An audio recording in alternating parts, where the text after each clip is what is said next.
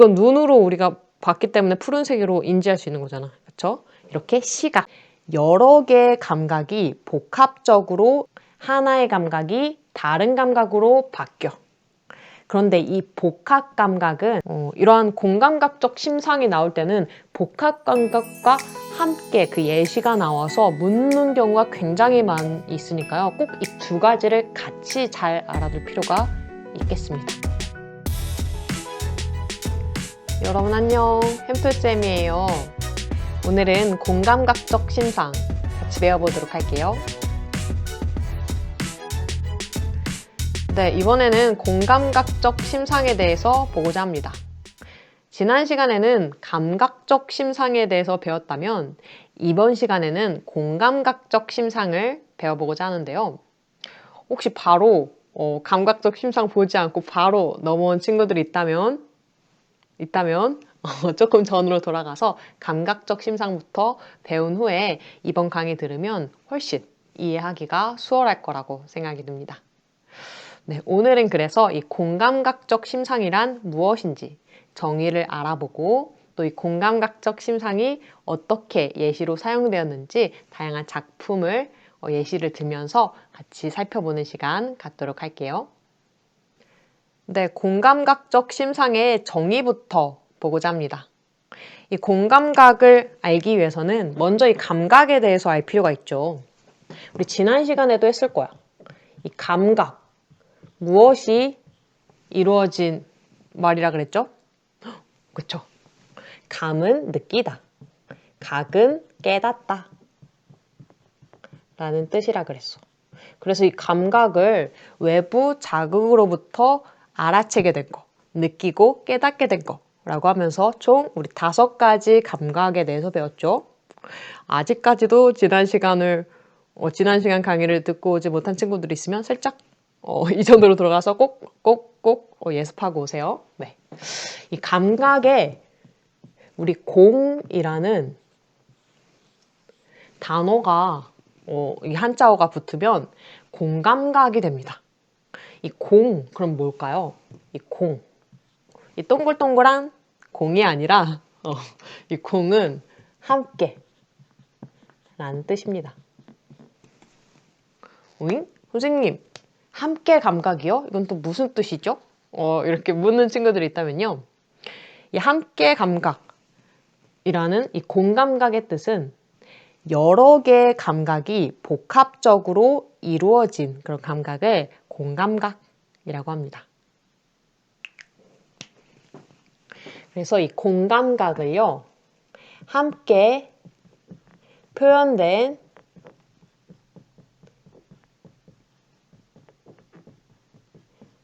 감각이라고 할 수 있겠죠. 쉽게 이렇게 이해하면 훨씬 더 이해하기가 수월할 거예요. 감각이 다른 감각으로 전이되는 것이라고 생각을 하면 훨씬 이해하기가 수월할 겁니다.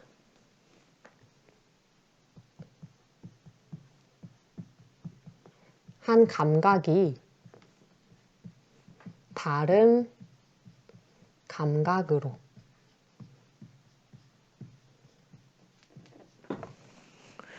우리 이런 것을 전이된다 라고 하거든요. 한 감각이 다른 감각으로 옮겨지는 것. 우리 이런 것을 전이라고 해요. 요새 막 코로나 바이러스 이런 게 있죠. 코로나 바이러스가 전이되었다, 옮겨졌다 이럴 때도 전이라는 표현이 쓰고 이렇게 감각이 다른 감각으로 옮겨지는 것도 전이라고 합니다. 선생님 이렇게 개념으로만 설명하니까 이론으로만 설명하니까 잘 이해가 안 돼요. 또 예시를 설명해 주세요 라고 요청하는 친구들이 있을 것 같아요. 예를 들면 이런 게 있죠. 푸른 종소리 라는 표현이 있습니다. 김광균의 외인촌에 나오는 한 시어예요. 보면 표현하고 싶은 거는 종소리야. 그쵸? 종소리. 우리 종소리는 여기도 소리라고 나와 있죠. 종소리는 우리 오감 중에 어디를 통해서 느낄 수 있죠? 그쵸? 귀를 통해서 느낄 수 있는 감각이야. 그래서 이 종소리는 청각입니다. 그쵸? 이 한 감각, 바로 이 청각이 다른 감각으로 이제 옮겨지는데 어떤 감각으로 옮겨지냐면요. 푸른 종소리라고 하면서 이 푸르다. 이 푸르다. 푸른색이죠. 이 푸른색. 이건 눈으로 우리가 봤기 때문에 푸른색으로 인지할 수 있는 거잖아. 그쵸? 이렇게 시각으로 옮겨졌다라는 거죠. 청각이 시각으로. 그쵸? 그래서 우리 이런 것을 청각의 시각화라고 합니다. 청각이 시각으로 바뀌었으니까 청각의 시각화라고 하죠. 그렇죠? 선생님, 그래도 잘 이해가 안 돼요. 조금 더 쉽게 설명해 주실 순 없나요? 라고 또 이렇게 우리 또 요청하는 친구들을 위해서 이런 예시를 설명을 해보고자 합니다. 여러분 그림책 좋아하시나요? 선생님 그림책 되게 좋아하는데 특히 백희나 작가님의 그림책을 좋아해요. 그 백희나 작가님의 그림책을 보면요. 달샤베트라는 그런 책 제목이 있어요. 달샤베트 노란색 보드마크가 없네? 아쉬운데 간단히 선생님 또 그림 그리는 거 좋아하니까 설명드리면 이렇게 달이 있죠. 근데 이 달빛에 있는 달빛을 모아서 샤베트, 이렇게 맛있는 아이스크림 같나요? 아이스크림 만들어 먹는다는 그런 아름다운 내용의 그림책이에요. 선생님, 왜 갑자기 달샤베트 그림책 막 이런 얘기를 하셨나요? 우리 공감각적 심상에 대해서 이야기하고 있던 거 아니에요? 라고 이렇게 물을 것 같아요. 그래서 왜 이런 얘기를 했냐면요. 달빛에 대해서 이야기를 하고 싶었어요. 달빛. 자, 볼게요. 우리 달빛. 여러분 지금 이 햄톨 국어를 보고 있는 시간이 혹시 밤이라면 창문을 열고 한번 달빛을 봐보세요. 어떤가요? 이 달빛 어때요? 달빛 어때요? 달빛은 밝아요. 달빛 밝다. 혹은 어때요? 달빛이 환해요. 달빛이 환하다. 비슷한 말이죠. 밝다, 환하다. 혹은 달빛이 어두울 수도 있죠. 달빛이 어둡다. 오늘 구름이 많이 껴서 어둡네. 라고 할 수도 있죠. 이렇게 달빛은 시각에 해당하는 애죠. 그렇죠? 시각적 심상이야. 시각이죠. 그래서 주로 따라오는 친구들이 마찬가지로 시각적인 표현입니다. 그렇죠? 이럴 때는 감각이 다른 감각으로 전이됐다라고 하지 않아요. 왜냐하면 똑같은 시각이니까요. 근데 문학적으로 이렇게도 표현을 할 수가 있습니다. 달빛이 밝다, 환하다, 어둡다 뿐만 아니라 이러한 표현도 쓸 수 있죠. 달빛이 달콤하다. 달빛이 달달하다. 라고도 표현할 수 있다라는 거예요. 선생님, 어떻게 달빛이 달콤하고 달달할 수 있죠? 라고 물을 수 있겠지만, 우리 문학적 표현은 우리 다양한 상상력을 허용하죠. 그렇죠? 상상적인 표현을. 이렇게 달빛, 이런 달빛이란 시각을 달콤하다, 달달하는 혀의 이런 혀로 느낄 수 있는 감각으로 표현하는 미각으로도 표현할 수 있다는 거죠. 즉, 시각의 미각화라고 우리는 공감각적 심상을 또 사용할 수 있다는 거예요. 이 첫 번째 경우에는 그냥 감각적 심상이지만 두 번째 이렇게 달콤하다, 달달하다와 같이 시각, 미각 서로 다른 감각으로 옮겨서 사용되는 경우에는 공감각적 심상이다 라고 합니다. 이 둘의 차이를 잘 알겠나요? 네. 선생님, 왜 달샤베트 얘기했는지 알겠죠? 바로 이 달샤베트가 샤베트가 그런 아이스크림 종류잖아요. 이렇게 달빛으로 만든 아이스크림이거든. 그래서 이 달샤베트는 아마 달빛으로 만들었지만 샤베트니까 아이스크림이니까 달달하겠죠? 그러니까 시각에 미각화가 일어난 그런 표현이지 않을까라고 생각이 들었습니다. 네. 이건 그냥 참고로 알아두면 좋을 것 같아요. 이 그림책 궁금한 친구들은요, 한번 도서관에 찾아보거나, 아니면 이제 서점의 그림책 코너에 가면 이런 백희나 작가님의 작품들이 많이 있습니다. 한번 슬쩍 봐보세요. 네. 좋아요. 이렇게 공감각적 심상 배웠는데, 선생님 또 다른 예시들, 더 많은 예시들이 있으면 훨씬 이해하기 수월할 것 같아요. 라고 하는 친구들 위해서 몇 가지 또 소개를 드리고자 합니다. 보면요, 김기림의 바다와 나비라는 시를 보면 나비 허리에 새파란 초생달이 시리다 라고 하면서 이번에도 달이 나왔네요. 초생달이 시리다. 초생달, 이건 시각, 시리다, 이건 촉각이죠. 그쵸? 시각에 촉각화가 일어난 공감각적 심상이 사용되었다 라는 거 알 수 있고요. 또 유재영의 둑방길이란 시를 보면 피라미 은빛 비린내 라고 하면서 비린내를 표현하고 싶어. 이 비린내는 후각이죠. 그쵸? 후각, 코로 냄새 맡는 거. 그쵸? 후각을 은빛이라고 하면서 시각으로 표현하니까 후각에 시각화가 쓰였다 라고 또 정리할 수 있을 것 같습니다. 한 가지만 또 더 보면요.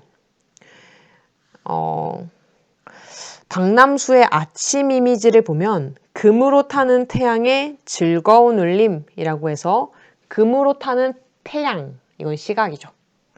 즐거운 울림, 울림은 청각이죠. 듣는 거니까. 즉 시각에 청각화가 쓰였다 라고 할 수 있습니다. 이러한 공감각적 이미지를 우리는 확인할 수 있어요. 선생님 이거 살짝 이제 지워도 될까요? 네. 뭐 안 된다고요? 아니에요. 지울 거예요. 네. 선생님, 이 푸른 종소리, 청각을 시각적으로 표현하다는 거 이해됐어요. 그러니까 공감각적 심상이잖아요. 그렇지. 선생님, 그러면요. 요것도 공감각적 심상이겠죠? 풀은 조금 더 앞쪽에다 적을게요. 네. 풀은 하늘에 울리는 종소리. 이것도 푸른이라는 표현이 나왔고 이것도 시각이고 종소리라는 청각이 나왔잖아요. 그쵸? 그러니까 이것도 공감각적 심상. 함께 여러 가지 감각이 쓰인 공감각적 심상이겠네요. 라고 이렇게 막 질문을 주는 친구들이 있을 것 같아요. 그러나요, 여러분? 이 푸른 하늘에 울리는 종소리는 공감각적 심상이 아닙니다. 왜일까요? 선생님, 푸른 종소리, 푸른 하늘에 울리는 종소리 거의 비슷한 것 같은데요? 왜 아니에요? 라고 이렇게 묻는다면요. 이 푸른 종소리는 하나의 감각이 다른 감각으로 옮겨진 거야.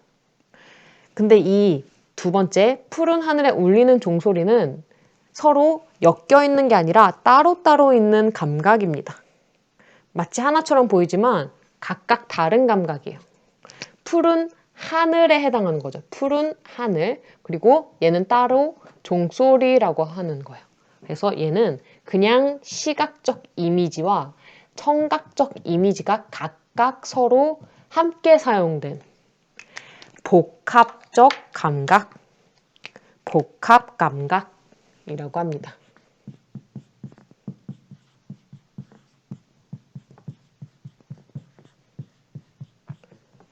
이 공감각과 복합감각은 좀 비슷한 듯 달라요. 복합감각. 이 복합이라는 뜻은 두 가지 이상이 하나로 합침이라는 뜻이야. 즉, 이 공감각과 마찬가지로 함께 감각이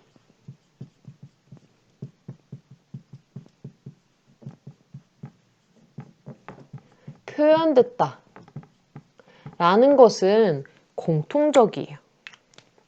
그쵸? 그런데 다른 점이 있어요. 뭐가 다르냐면요.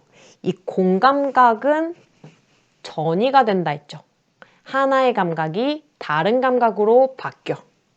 그런데 이 복합 감각은 전이가 되지 않습니다.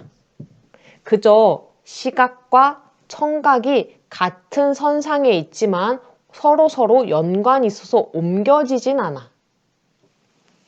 어떤 차이인지 알겠나요?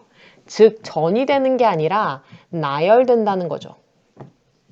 열거된다라는 거야. 쭉 이어져는 있지만 얘네끼리의 긴밀한 연관성은 없다라는 거죠. 네. 우리 복합 감각도 마찬가지로 예시를 통해서 보면 훨씬 이 두 가지를 비교하는데 이해를 줄 수 있을 거라 생각합니다. 또 예시를 보면요. 술 읽는 마을마다 타는 저녁놀이라는 박목월의 나그네 시가 있어요. 술 읽는 마을이라고 하면서 술이 읽는 마을, 술 읽는 그런 냄새, 후각 느낄 수 있죠. 후각. 타는 저녁놀, 타는 이렇게 저녁노을, 이건 시각이죠. 각각 후각과 시각이 따로따로 있고 이것이 단지 나열되어 함께 쓰인 것뿐입니다. 그래서 이거는 공감각적 심상이 아니라 복합감각이라고 할 수 있겠죠. 잘 이해되시나요? 이러한 공감각적 심상이 나올 때는 복합감각과 함께 그 예시가 나와서 묻는 경우가 굉장히 많이 있으니까요. 꼭 이 두 가지를 같이 잘 알아둘 필요가 있겠습니다. 네. 많이 헷갈릴 수 있는 부분이죠. 그래서 이게 공감각인지 복합감각인지 혹은 하나의 감각만 쓰였는지 이 세 가지를 잘 구분을 해줘야 될 것 같습니다. 또 이어서 볼게요. 서리까마귀 우지짓고 지나가는 초라한 지붕. 서리까마귀 우지짓고 짖는데요. 우리 짖는 소리 들을 수 있죠. 청각적 심상. 또 지나가는 초라한 지붕이라고 하면서 시각적 심상이 각각 나열되어서 함께 표현되었죠. 이러한 표현은 공감각이 아니라 복합감각입니다. 잘 이해되시나요? 네.